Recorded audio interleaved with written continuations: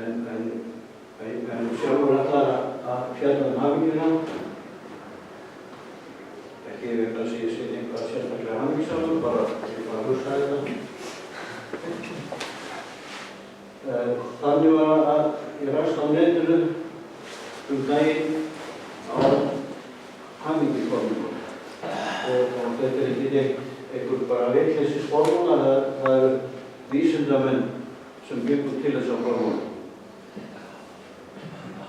Það allt hægt með vísindunum. Það hægt að sjá hversu hamingjusamur maður getur orðið með þessari formúlu. Hún lítur svona út. Og þegar einhverjum góð í starfræði, þá bara getur hún orðið hamingjusamur. En ég bóta ekki í þessu. Þetta var svona röskaðri. Þetta ekkert hugsað, þetta spjall ekkert hugsað sem einhver sannindi. Og þetta bara, mitt sjónarhorn, mínar skoðanir. En ég reyna að kafa dýpra í efnið en venjulegt og hamingjan verður skilgreind svolítið þröng. En fyrst nokkrar myndir til gamans og spurja nú þessi hamingjusamur á myndinni. Þessi búinn að gera sér fína, alveg svo við gerum stundum, förum í sparifötin og setjum allt þetta líkur á okkur. Erum við hamingjusam þannig? Já. Þessi búinn að klifra ansi hátt upp og tekur mynd af sjálfum sér og er örugglega stoltur af afrekinu en hann hamingjusamur. Það bara spurning þessi sem vegna þess að, kannski vegna þess að hann ekki búinn að nota mikla sjálfsmynd, kannski þess vegna. Þessi kona hamingjusöm í heimi orðana, eða kannski hamingjusöm í heimi orðana og bókana. Og þessi ánægður með ein dýrana, eða hamingjusömur. Ekki við gera í hans boru samt.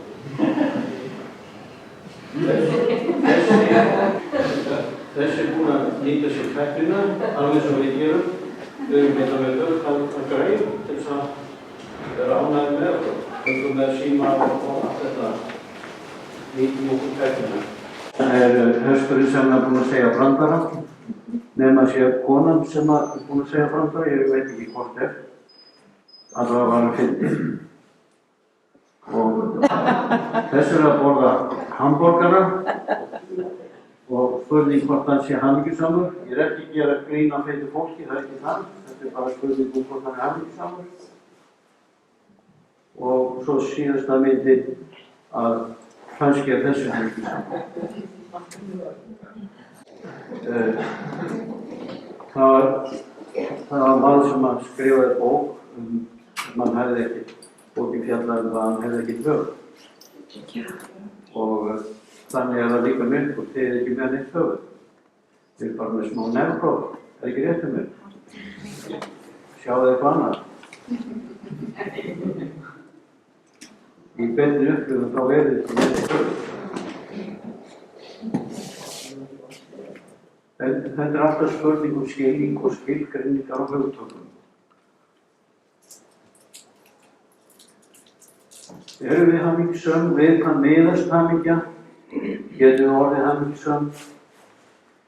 Það eitt helsta markmið okkar í lífinu?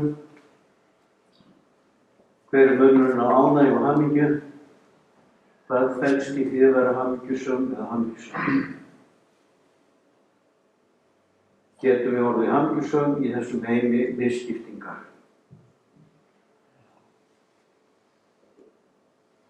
Og svo náttúrulega ekki þörf að klappa í lokin. Ég finn enga þörf fyrir það. Og ef þið finnir slíka þörf, þá getið þið bara klappa einhvern sem einhver þykir vænt eða klappa einhvern sjálfum á bakið, það þurfa allir að fá klapp á bakið. Hugsum okkur að við fáum kauptækun. jafnvel þokkalega. Við verðum ánægð, það er verið að meta okkur betur eða jafnvel að verðleikum. Það er verið að meta starf okkar. Hugsum okkur að við höfum ráð á stærri eða fallegri íbúð. Við verðum glöð, eftir við vegna þess að fyrri íbúð var ekki nógu góð einhverju leyti og hugsum okkur að við vinnum dágóða summu í happdrætti. Ekki væri það nú leiðilegt. Hér eru aðeins 3 dæmi ytri aðstæður eða atburði sem gætu gert okkur sæl eða glöð en aðeins tíma. Í rauninni svo að gleðin eða ánægjan yfir slíkum ytri sælugjöfum varir tímabundið, fjarar smám saman út. Að auki er þetta afar takmörkuð ánægja, að því leyti hún kemur aðeins inn á svið persónulegrar velíðunar, gleður aðeins okkur og eftir vill okkar nánustu. Slíkir hlutir gleði okkur flest vegna þess að við teljum okkur að einhverju leyti meiri, merkilegri, mikilvægari eða betri á eftir. Þetta eru fyrirbæri sem ýta undir ég-kenndina, sérstæði jegsins, stækka tilfinninguna eða ímyndunina ég. Er ég ekki flottari eftir að hafa fengið 50 milljónir í happdrætti? Er ég ekki stoltari á bíl sem kostar 15 milljónir heldur en á druslu sem kostar 1 milljón? Ég hefur stækkað.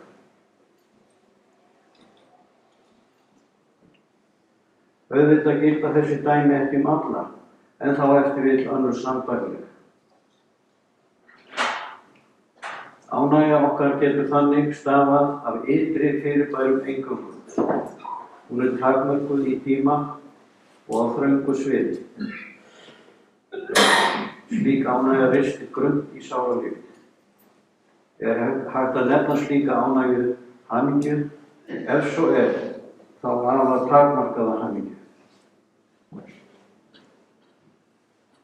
Verðum við ánægð eða hamingjusöm ef við erum svöng og fáum góða máltíð?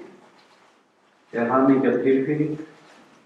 Er hamingja persónuleg tilfinning eða fullnægð? Skoðum nú ánægju sem er sambland ytri og innri þátta. Eins og í fyrri dæmum getum við orðið ánægð með kauphækkun. Launahækkunin stafar eftir vill af því að við skilum betra verki eða fáum stöðuhækkun, en ánægja okkar beinist ekki endilega að peningunum sem við fáum, heldur finnum við frekar fyrir innri umbun sem sprettur úr því að verk okkar komi öðrum að gagni. Þetta reynist ekki eins takmörkuð ánægja. Mikill munur er á innri og ytri umbun. Svo innri nærir sálarlífið, svo ytri getur aukið fyrringu. Eins getum við verið ánægð með börn okkar, foreldra eða maka. Að yfirleitt sé allt í lagi og samskipti góð.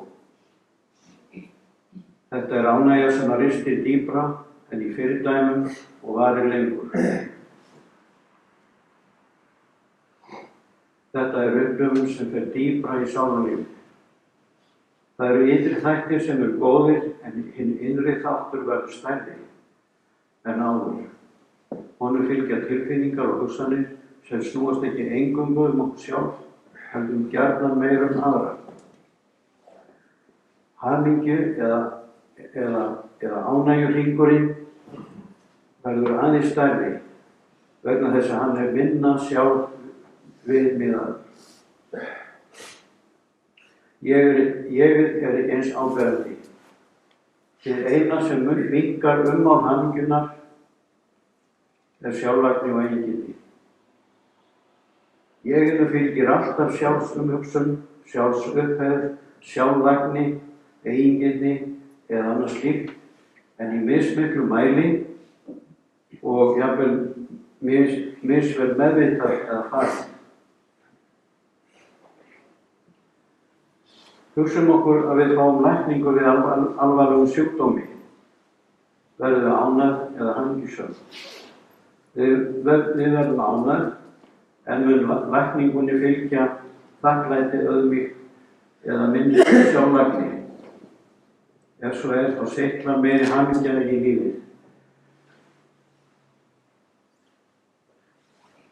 Hvað merkir það að tilfinningar eða hugsanir dýpki? Í þessari nálgun þýðir það minni sjálflagni, minni áherslu á jegið, minni hugsun jegið og þar með meira sem beinist að öðrum. Við minni sjálfsumhugsun færast skynjanir, hugsanir og tilfinningar yfir á víðtækara svið. Þegar jegið minnkar, stækkar svið skynjunar og athyglinnar. Að víkka þetta svið einn helsti tilgangur okkar í lífinu. En nánar hamingjuna. Ánægja sambland hugsunar og tilfinningar sem á sér stað í persónu okkar. Þetta merkir að ánægja upplifun í huganum og verður alltaf hið innra takmörkuð við hann. Hún birtist auðvitað út á við, en eingöngu á persónulegum nótum. Hamingja ekki eins takmörkuð, jafnvel ekkert. Hún víðfeðmari. Hún ekki eingöngu hugræn upplifun, annað og dularfullra fyrirbæri virðist koma við í sögu. Hamingja ekki hugsmíð. Ánægja gusast, gullast rís og hjaðnar eins og öldur. Ánægja markast af persónulegum tilfinningum, hamingjan streymir. Mikil hamingja streymir óhindrað til allra og ég getur ekkert gert til að koma í veg fyrir það. Hér annars konar upplifun að ræða. Þetta svipað og með persónulega ást og hins vegar kærleik. Segja má að persónulega ást og ánægja séu systur og að sama skapi hamingja og kærleikur systkin. Hinn hamingjusami getur helst birt kærleik. Ánægja stefnir að okkur sjálfum og einnig oftast á okkar nánustu. Hamingja stefnir eingöngu út á við til allra jafnt. Hún skilyrðislaus, væntir einskis eins og kærleikurinn. Hún streymir ekki aðeins frá huganum, jafnvel ekki frá honum, heldur frá allri veru manns, frá því undri að vera til. Sú upplifun ekki hugræn, heldur á sviði vitundar. Að dvelja í þessu að vera það sem maður í raun. Alltaf annað í innra tilbúningur hugans og tilfinninga. Í raun nauðsynlegur tilbúningur en samt hugsmíð. Allt hið ytra, völd, eignir og svo framvegis verður hljóm hjá því að upplifa dýpt þess að vera til. Hverfult sjónarspil. Samkvæmt þessari nálgun hamingja ekki beinlínis tilfinning, heldur upplifun, vitundar upplifun. Upplifun sem stund laus við jegið, því jegið á sér engan stað í hreinni upplifun fyrir því að vera til. Það hefur vikið tíma.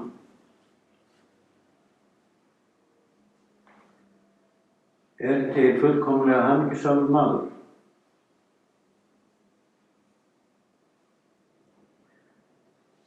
Ef jegið hefur horfið stund, þá aðeins aðrir menn og aðrar lífverur. Að því leiðir enginn sérstakur og aðgreindur fyrir hendi til að vera hamingjusamur. Engin persóna hið innra sem finnur fyrir hamingju. Hér ekki verið að snúa út. Ef til algjörlega hamingjusamur maður, þá veit hann ekki af því. Aðeins aðrir gætu merkt á hamingju. Hann sjálfur gæti ekki skilið á milli hamingjunar og þess að vera til. Hann væri samt ekki endilega skælbrosandi og skoppandi Slík mannvera með athyglin á öðrum. Og hvernig hafa aðrir það? Hvernig hefur líður fólki yfirleitt? Hvernig hefur mannkynið það sem heilt? Fáum líður þokkalega, með köflum, en upp og niður, en flestum frekar illa.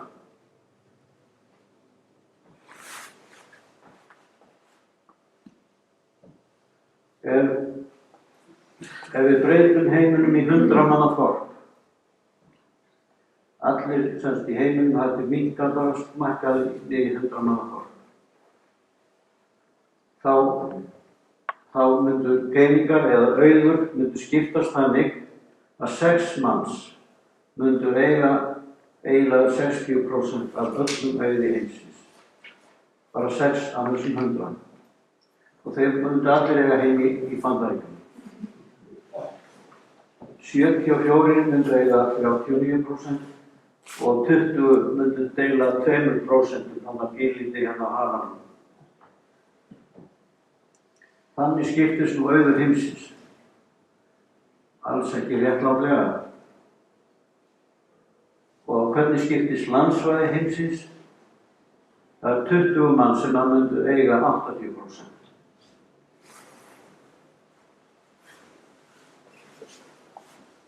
Hvernig væru skilyrðin? 80 manns myndu búa við slæm skilyrði af þessum 100. Menntun væri þannig að 70 væri illa menntaðir.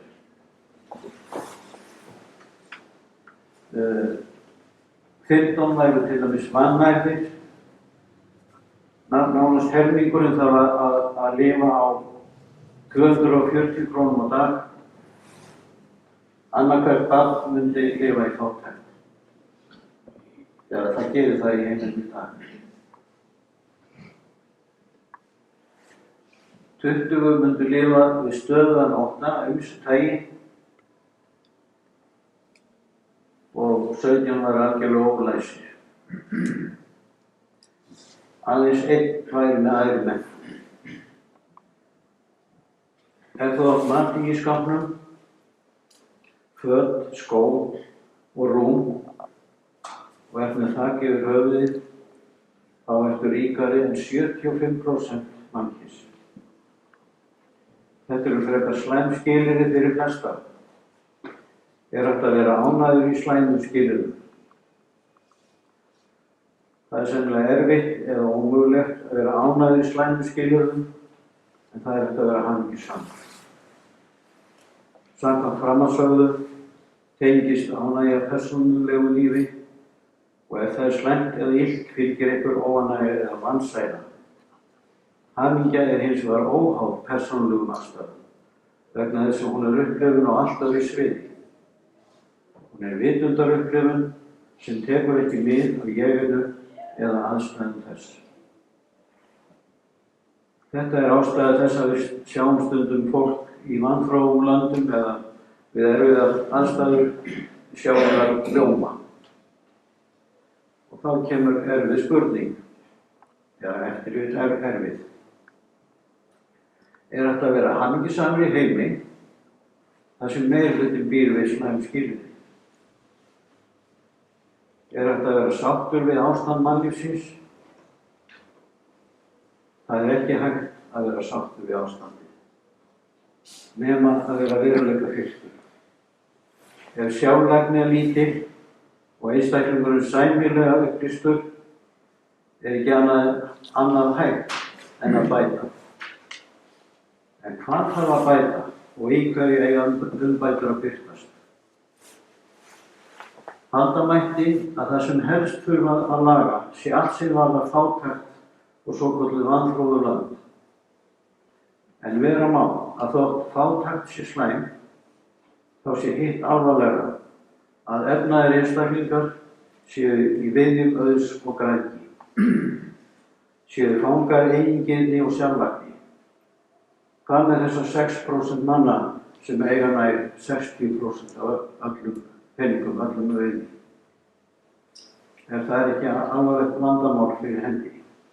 Það mín skoðun. Eru erfið skilyrði ef til vill ekki hið raunverulega vandamál, heldur firring hinna velsettu við jörðina, lífið og tengsl við það. Og í hvaða formi eiga lagfræðingar að birtast? Eitt víst að menn almennt hafa nær engan áhuga á því sem raunverulega getur hjálpað þeim. Þekking á því hvað þeir eru raun og tengslum sínum við heiminn og lífið. Það eina sem getur hjálpað nákvæmlega það sem að mannkynið vill ekki. Við hjálpum nefnilega fyrst og fremst með vitundarástandi, með góðleika, jákvæðni og hamingju. Og ef við finnum ekki þetta vitundarástand, ekki hægt að hjálpa að þessu leyti eða á þennan hátt.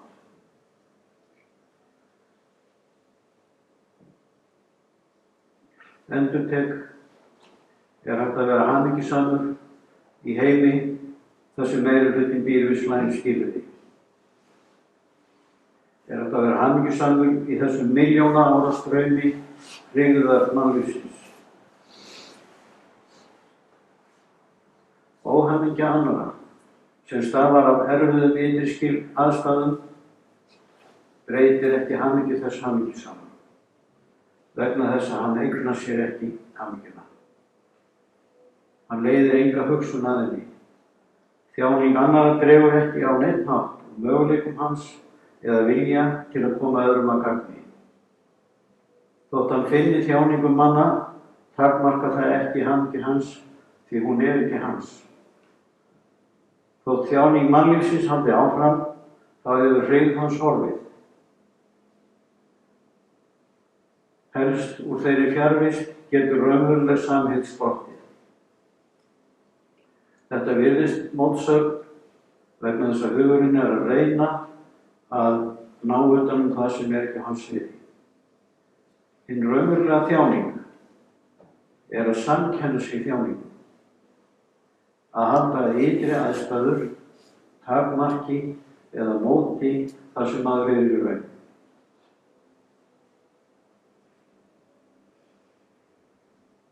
Hér verið að segja að við getum ekki orðið hamingjusöm nema fullkomlega hamingjusöm.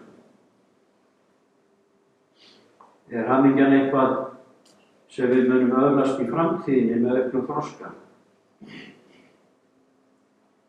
Nei, hamingjan ekki í framtíðinni. Það ekki hægt að stefna að því að verða hamingjusamur eða hamingjusöm. Hún ekki keppikefli eða takmark. Hamingja hér og nú á þessu andartaki. Hún ávallt hér og nú, þegar við hættum að reyna að öðlast hana. Hún dvelur með þér vegna þess að hún vitundarástand. Hamingja að vera hamingjusamur og vita ekki að því. Hamingja að gefa án skilyrða. Hamingja að skapa. Og þá ekki átt við hlutina sem við sköpum, heldur ferli að skapa. Það vitundarástand sem að fylgir sköpum. Hamingja að vera gagntekin undrun og vakningu fyrir sköpunarverkinu. Hamingja að horfa í augu barns eða ástvinar. Hamingja að klappa dýri eða búa gróðri. Hamingja að finna hrein tengsl við aðra lífið. Hamingja að upplifa samband vitundar við heiminn. Og hamingja getur komið í einföldum smáskammtum. Hamingja að elska allt skilyrðislaust. Hamingja hljóðlát kyrrð, hugarró, þegar hugurinn truflar ekki lengur. Hamingja ég-leysi. Hamingja fjarvera og hamingja. Heyrum að lokum hvað Sigvaldi Hjálmarsson sagði hamingjuna.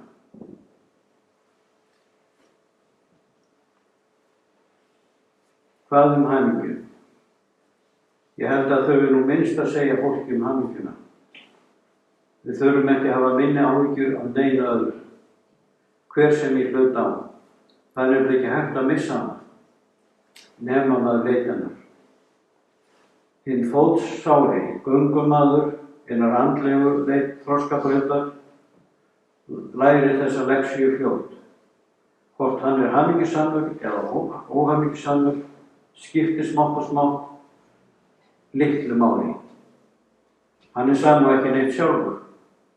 Það er svo yfirþyrmandi mikil óhamingja í kringum okkur sem stafar að því að menn samkenna sig þjáningunni. Leið og áhugi manns á að vera hamingjusamur gufar upp, hættir óhamingjan að gera hann óhamingjusamur. Það er alveg nóg. Það er allt og send.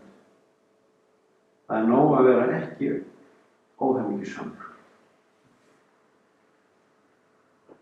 Hamingja er ekkert sérstakt, annað en að vera til og vera annað en það. Sá sem er ekki þræll hamingjunar verður aldrei óhamingjusamur. Já, þakka.